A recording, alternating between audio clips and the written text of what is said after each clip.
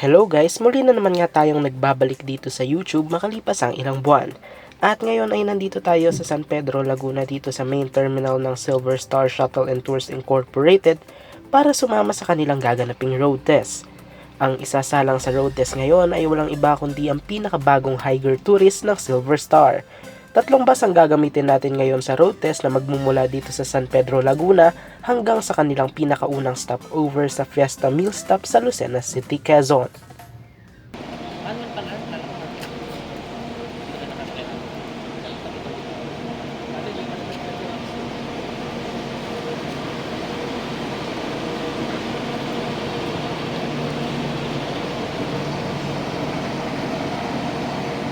Bago nga tayo umalis ay nagbigay muna ng pagkain ng Silver Star at ang pagkain na binigay nila sa atin ay kanin, pork chop, itlog at kamatis. A few moments later.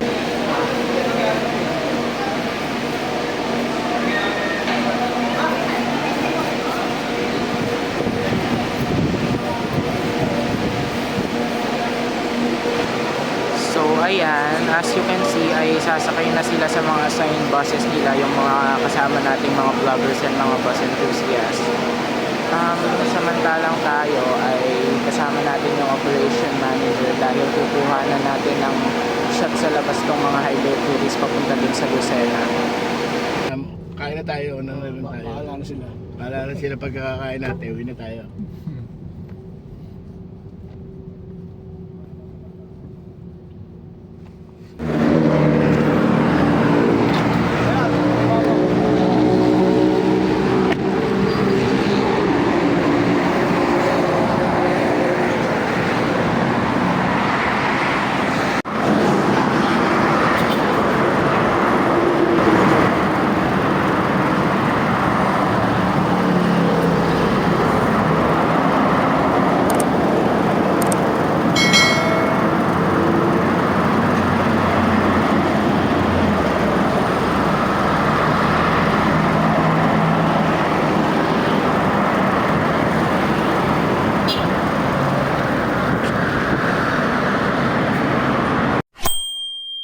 Luluwas ka. Pero sir, yung kami saray.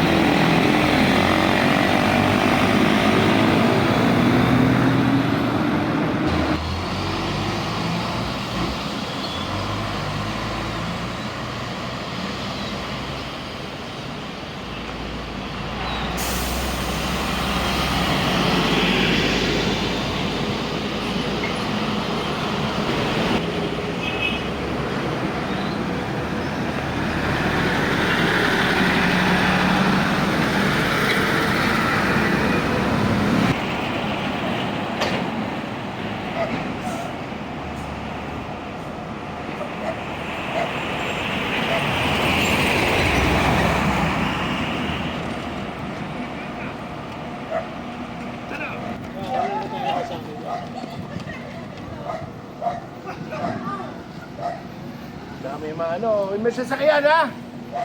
Oy, may sasakyan!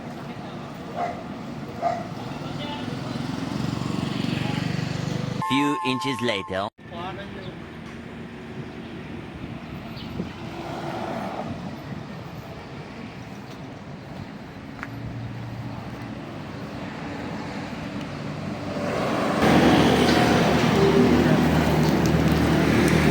Dito liliko yung bus, hindi makikita yung Fiesta Meal. Kaya kung hindi natin dito, tapos lalakad yan, kukuha ng kanila.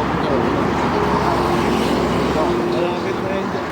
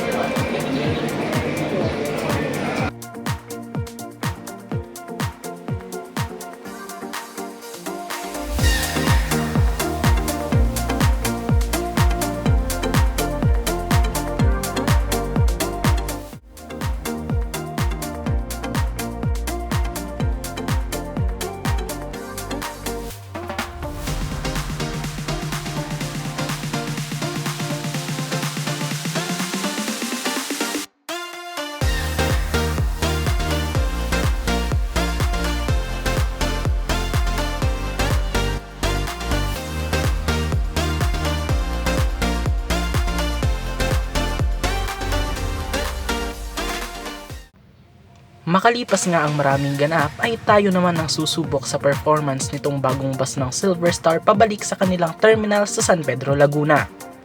Ang model ng bus na ito ay Higer KLQ 6127LA o mas kilala sa tawag na Higer Tourist. Ang bus na ito ay gawa ng Suzhou Higer Bus Company Limited. Ang makina nito ay Yuchai YC6L330-42L62SA na kayang mag-produce ng hanggang 330 horsepower. Ang in-acquire ng Silver Star ay naka-manual transmission pero pagkakaalam ko ay may available ding automatic transmission na Tourist. Ang bus na ito ay may 53 maximum seating capacity. Ang mga upuan nito ay reclinable, may armrest sa aisle seats at may mga seatbelt sa lahat ng upuan. Equipped din ito ng charging ports na tamang-tama sa mga mahabang biyahe at syempre mayroon din itong footrest. Isa sa mga nakatawag pansin sa akin dito sa bus na ito ay ang dami ng aircon vents nito lalo na sa harapan. Mamaya ay titingnan natin kung gaano ba kalamig sa loob ng bus na ito, lalo na't malayo ang magiging biyahe nito.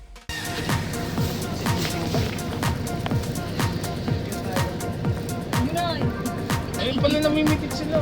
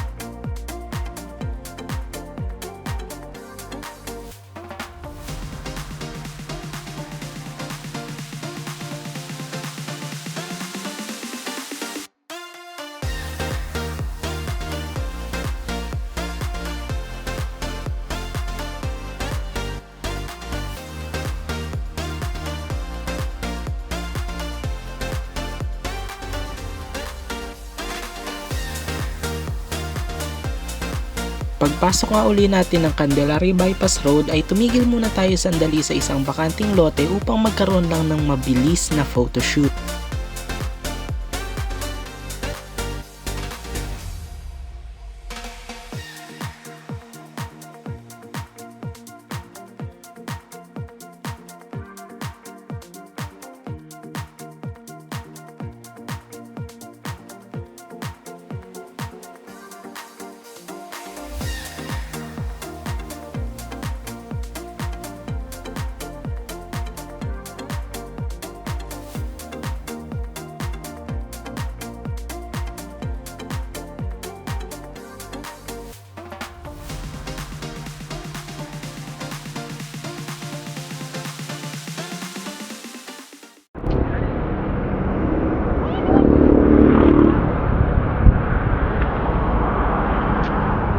A few moments later.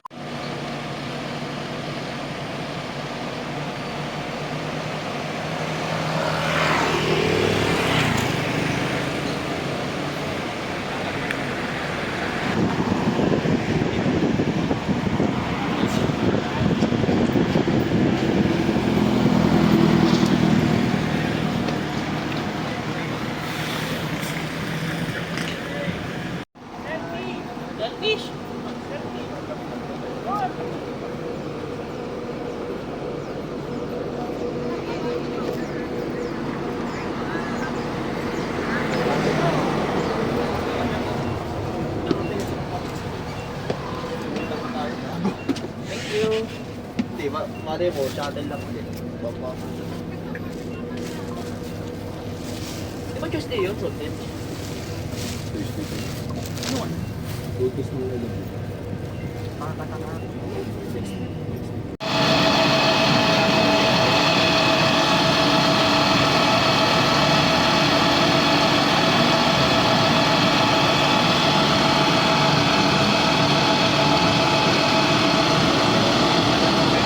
Makalipas nga ang ilang minuto ay tumuloy na rin kami sa biyahe at dire-diretso na to papunta ng San Pedro, Laguna.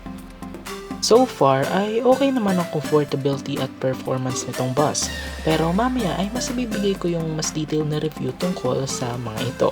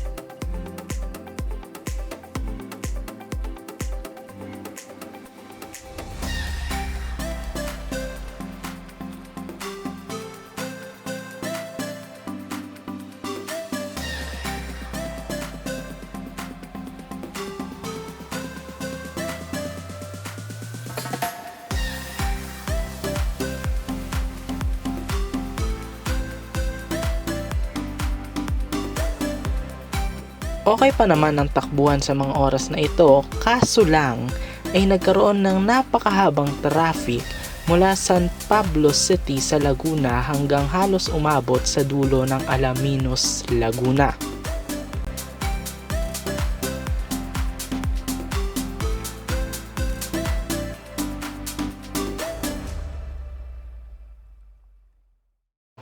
Makalipas nga ang napakahabang traffic ay nakalabas na rin tayo rito sa rotonda ng Santo Tomas, Batangas. Ngunit may mga putol-putol pa ring traffic along the way kaya asahan natin na mas matagal talaga tayong makakarating sa San Pedro. At ito na nga ang ilan sa ating mga shots at clips sa pinakabagong Higer Tourist ng Silver Star Shuttle and Tours Incorporated.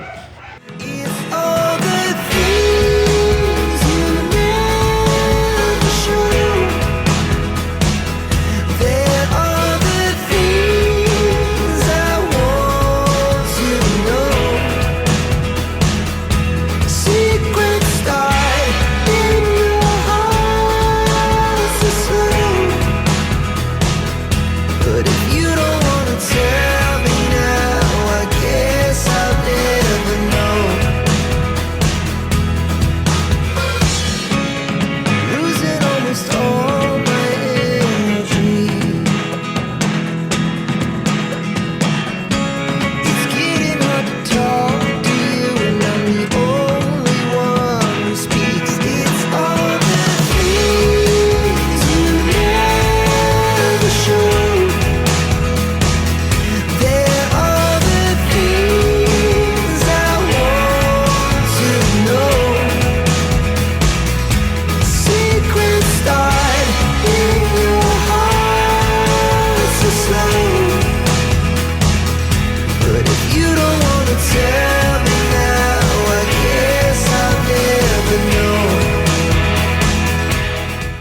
7:20 PM na nga nang tayo ay makarating dito sa San Pedro, Laguna.